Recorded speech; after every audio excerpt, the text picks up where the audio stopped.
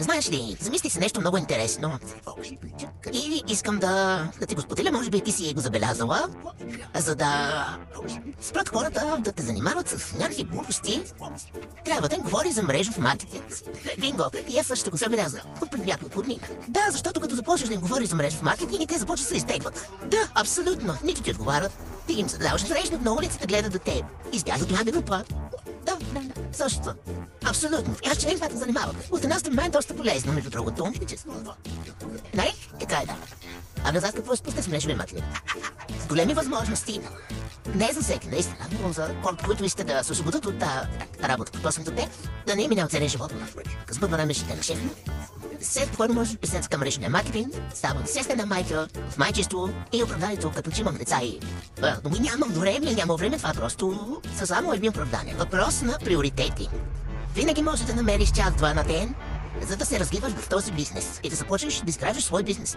Без шеф на главата, без издаване на счетоводство между... Знаеш какво се случи вчера? Една позната няма да се върна. Ми разказа как с документи с 500 хиляди лева, но сега представяш ли си 500 хиляди лева? Аз просто още не мога да проумея как са техни вид кредит 200 хиляди лева в банка.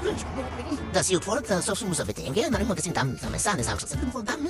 И съответно това работи 2-3 месеца, хората не идват, не пазаруват, стоката започва да иска трябва, съответно се налага рано или късно за 6 месеца закриха това заведение. Да, кредит банка 200 хиляди лева, който с лихвите е 450 хиляди лева, защото за повече време и съответно сега ще ти на чеси, защото няма възможност да ги внасят вноската по кредита. Представяш ли си за какво стана по това с 50 хиляди лева за целия живот и сега ще се чудят как да изплащат този кредит. А в мрежовия маркетинг купуваш си продуктите, които ползваш вместо пастата за зъби, да кажем. Не купуваш от дрогерията или от търговските вериги, купуваш в компанията, която работиш, с отстъпки.